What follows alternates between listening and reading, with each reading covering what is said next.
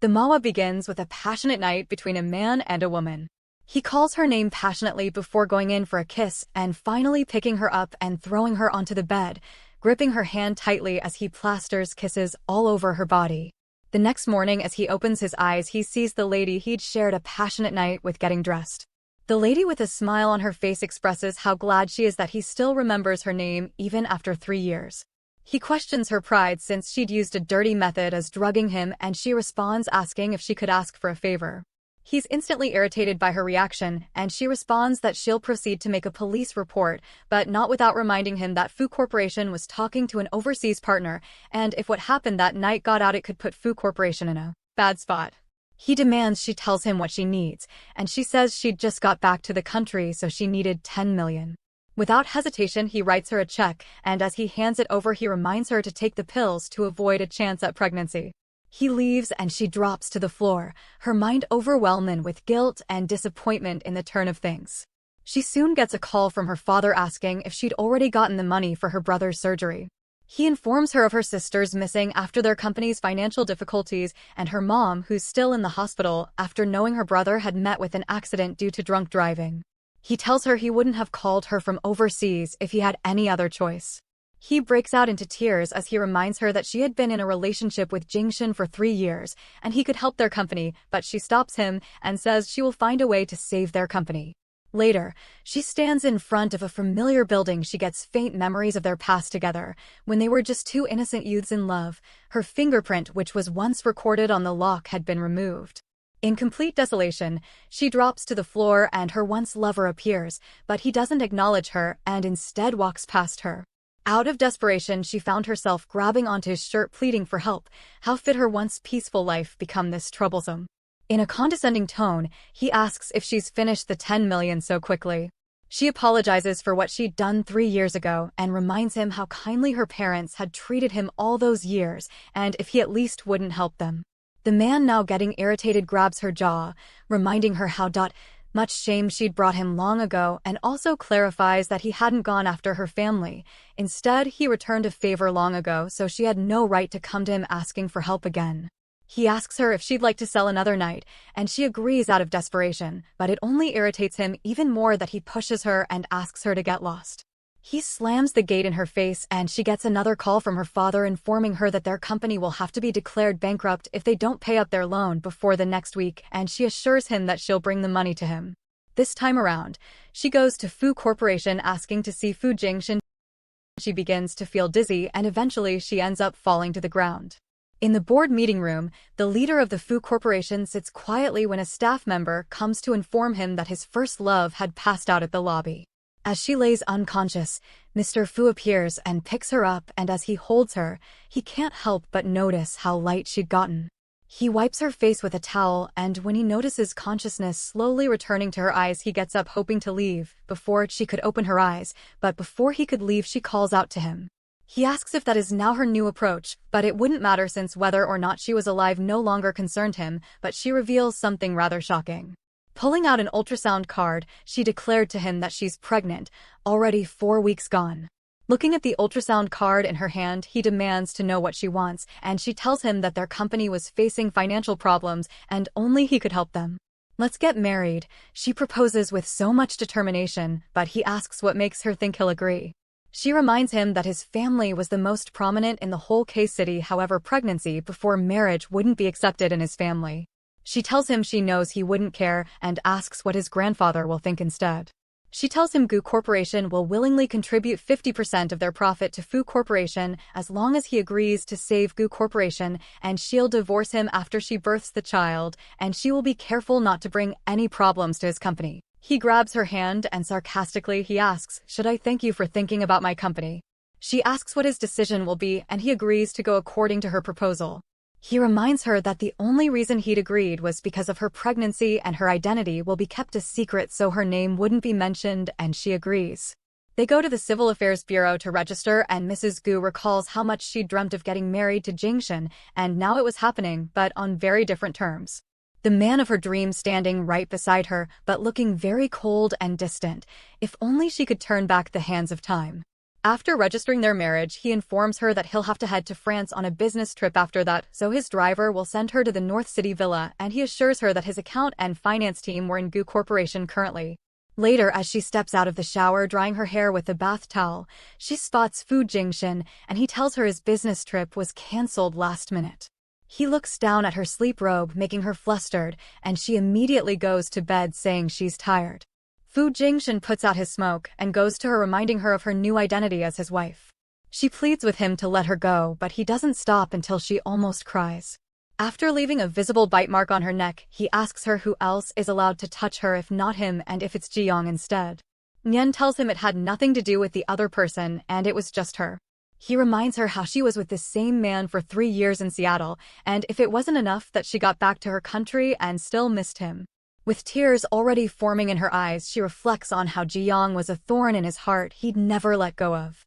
Both he, Ji-yang, and her brother used to be best friends when she was in primary school, and while all the girls couldn't take their eyes off Fu Jingshin, she never saw what made him so attractive to them. Her friend had challenged her to have a taste before calling it sour, so she made a bet that he'll be her boyfriend in 3 months. She staged coincidences until they finally got together, and he even proposed, but their happy moments didn't last forever like he'd thought. She confessed that the one she'd always harbored feelings for was Ji-young. As she struggles under the firm grip of his hand on her neck, he asks if she'd thought of Ji-yang during the one-night stand, and she says no.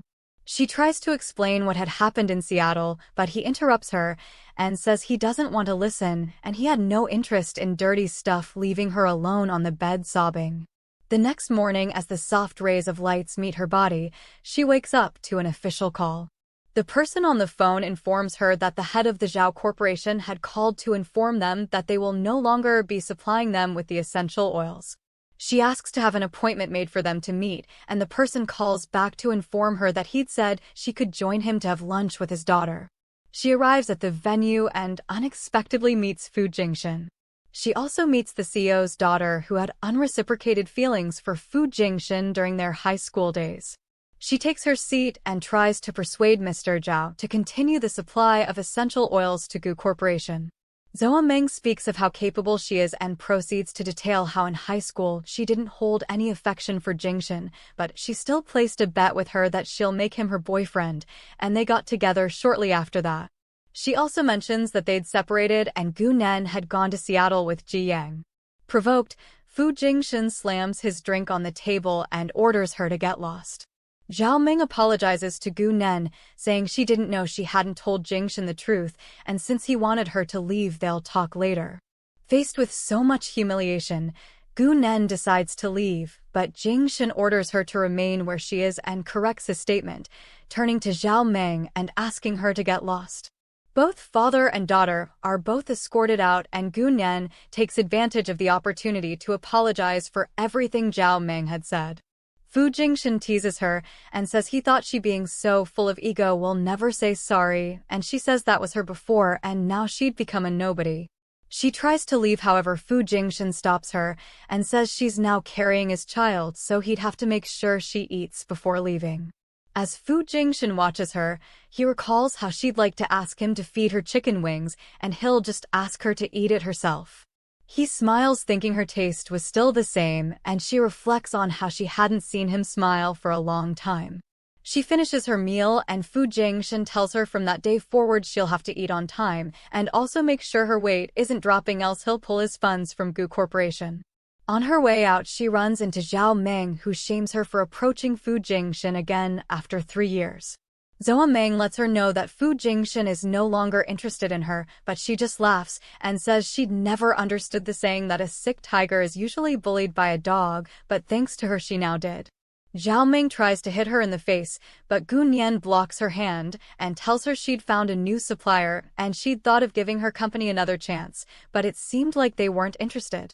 Gu Nian tells her they'll be making a big loss since the contract with Gu Corporation brings her 30% revenue each year.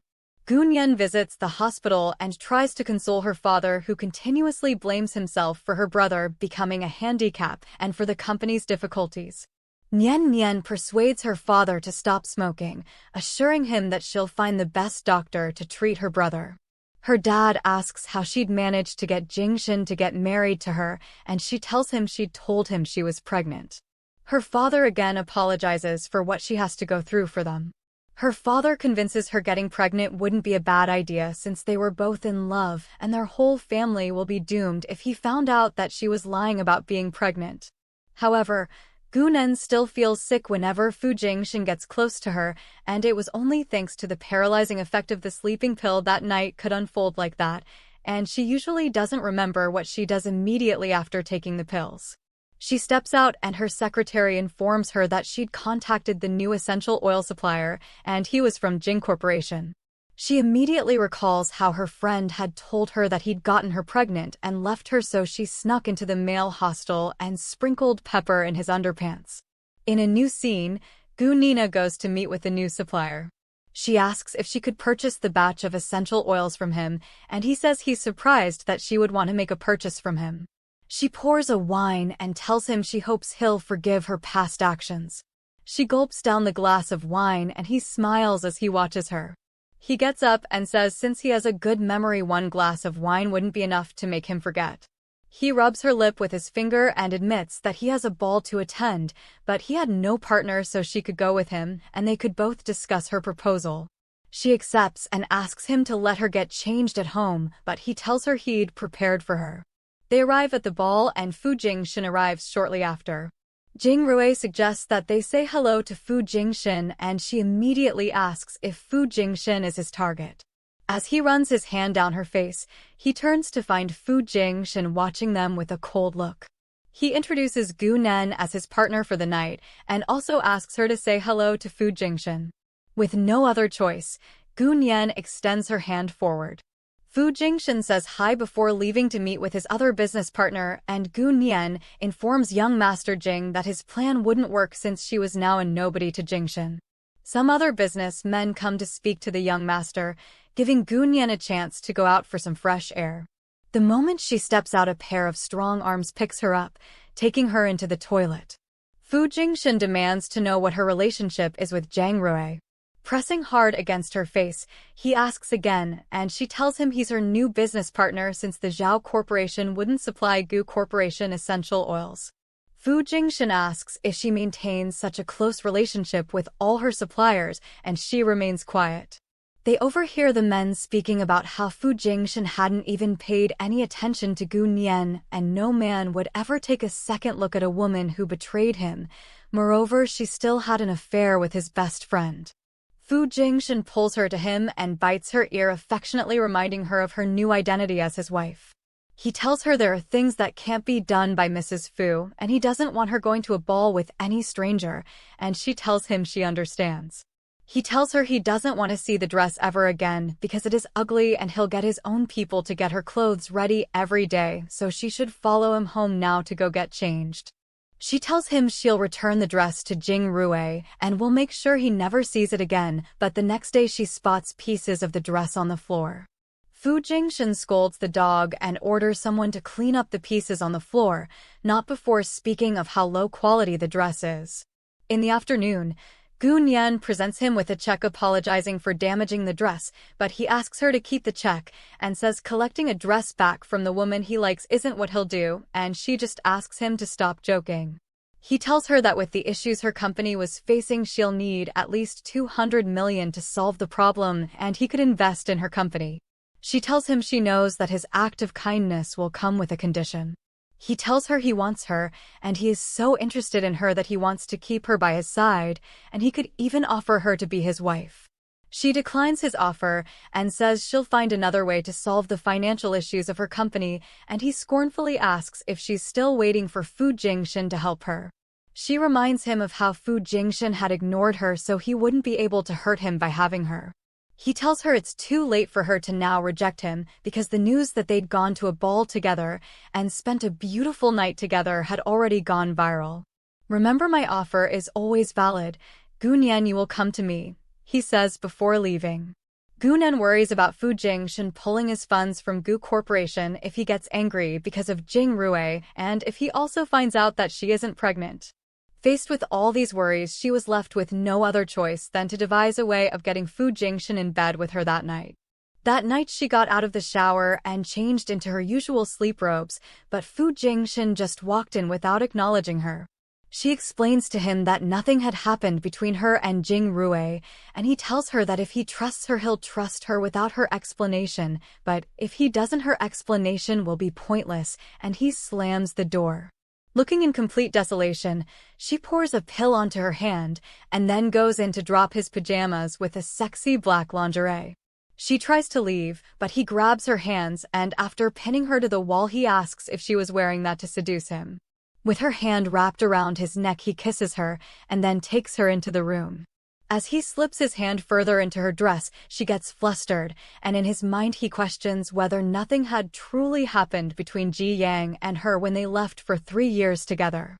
He lays her down on the bed and asks if she is now comfortable and she says yes. As he looks at her who is now asleep, he questions what he should do since she was the one who'd come to him and seduce him, but she fell asleep. The next morning as she sits on the bed, she thinks of how last night's preparations were such a waste when she gets a call from her father asking her why she hasn't brought Fu Jingshin over for dinner since they've been married for months. She tries to explain the situation, but her father tells her that's the only thing that can cheer up her depressed mom, and she says she'll arrange for it. She goes over to Fu Jingshin and asks if he would go with her to visit her parents, and when he doesn't respond, she asks him to do it for their unborn child, and he agrees to pick her up in the evening from Gu Corporation. As she sits in the car, she could only worry about how her mom wasn't aware of her real relationship with Fu Jingshin, and she'll worry if she sees they're not that close. They arrive and are both welcomed by her mom and dad. Throughout the dinner, Gu Nian pretends to have a normal, affectionate relationship with Fu Jingshin just like every other couple, enough to fool her mom. They have to stay over due to the heavy rain pour, so Gu Nian takes Fu Jingshin upstairs to her room. Upstairs, Gu Nian thanks him for how he'd acted when they were together with her parents. She tells him they could still leave if he felt uncomfortable, but he asks if she isn't aware of just how heavy the rain is outside, and she apologizes. He leaves to go take a shower, and she decides to use the same trick as the day before. She gets into the shower, and before she could speak, she slips and he catches her. Before she could say any more words, he picks her up and takes her to the bed, but she panics and Fu Jingshin wonders if she's still not ready after so long. She asks him why he'd stopped and then begins to kiss him, so he pushes her down, but as he looks at how terrified she looks, his expressions soften.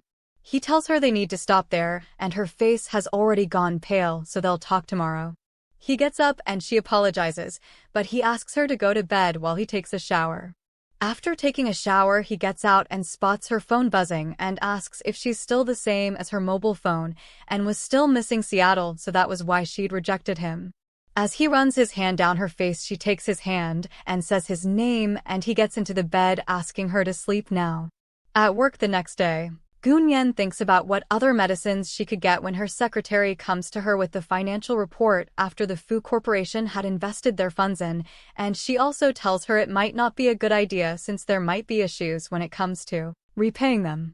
Gu Nian asks if they'd used up all the essential oil from the Jing Corporation, and she says they'd used it, but many of their existing customers had canceled their order previously. When she arrives at home that day, their maid informs her that they'd had guests over, but as her eyes meet Fu Jingshin's mom, fear immediately overtakes her. She calms herself down and wears a bright smile on her face as she greets them. Fu Jingshin arrives, and the maid speaks of how efficient he is, that he spent only 20 minutes on a 30-minute journey. He takes a seat and asks his parents why they're there, and his mom tells him it was because she'd missed him, and she also wished to know the reason why he wasn't coming home. She turns to Gu Nian and asks about Ji Yang, and also speaks of how he'd followed her to Seattle and also expanded his business there. Gu Nian tells her she had no idea of him expanding his family business, and Fu Jingshin's mom brings up Gu Corporation's financial troubles. Fu Jingshin's mom accuses her of leaving for 3 years, only to return to her son when her company is in trouble. Fu Jingshin's father reminds him of how he'd mentioned that he wouldn't forget what had happened in the past. As Miss Fu tries to calm her husband, Fu Jingshin asks Gu Nian to get up and greet his parents, and she wonders if he was maybe trying to protect, because it seemed like he hadn't informed his parents about their marriage. Gunyen gets up and greets his parents, introducing herself as his wife, and his father immediately loses his temper. His mother asks if he doesn't see what Gunyen's motive is, and without listening to them, he takes her hand and says she's the person he wants to marry, and they wouldn't get a divorce no matter what. His father, seeing as there was nothing he could say to make him change his mind, turns to leave, and his mom mentions that he'll regret disobeying them. Their housekeeper suggests to Fu Jingshin to take Nian home to apologize the next day, and since his grandfather always liked Nian, he will support his decision. Gunyen tells him she'd thought he'd tell them about the pregnancy, and he tells her no one can threaten him, whether in her family or his. She excuses herself and goes into the room, and as she lays awake in bed, she considers how much of a mess the Fu family must be in at that time. The memory of her unsuccessful attempt at seducing him the last night comes in, and she immediately remembers that she dropped the sleeping pills downstairs. She immediately goes downstairs and is shocked to find her medicine next to Fu Jingshin. As she picks it up, he looks at her barefoot, and when she turns to leave, he stops her and asks her to always wear her slippers. As she wonders what kind of medicine she should take, Fu Jingshin walks in. He draws nearer, and she worries about how she hadn't taken the medicine yet. He hugs her tightly, and when it gets difficult for her to breathe, she pushes him slightly. He picks her up and takes her to the bed, and she tells him she is yet to take a shower, but he doesn't mind it and says they could shower together later. As he kisses her neck, she tells him she hadn't changed her sleepwear yet, but he still doesn't mind and says they were going to be taking it off anyways.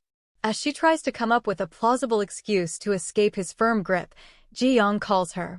She takes the call, and Ji Yang informs her that he'll be coming to K-City soon. However, Fu Jingshin, who watches her spaces out looking at her phone, drops something on the floor to distract her.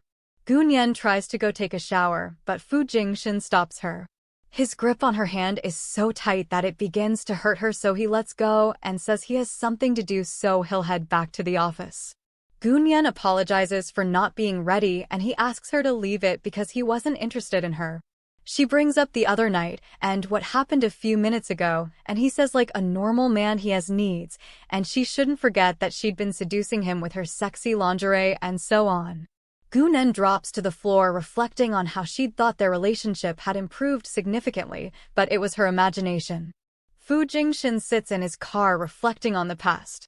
Ji Yang was his best friend since when they were young, and he was the first person to find out that he'd liked Gunyen, as he couldn't control gazing at her whenever she was. He thinks of how he could give anything Ji Yang was interested into him except Gunyen, and he wouldn't let go of her no matter what. However, in the end, he could only watch her leaving with Ji Yang. In the Fu family house, Jingshin's mom reports to his grandfather that he's been seduced by Gunyen and asks what they should do. Nian goes to greet them, and the grandpa makes a joke about how it seemed that Fu Jingshin couldn't escape from her. He asks about Fu Hongxin, and she says he's busy and she was there to apologize for not informing them about their wedding.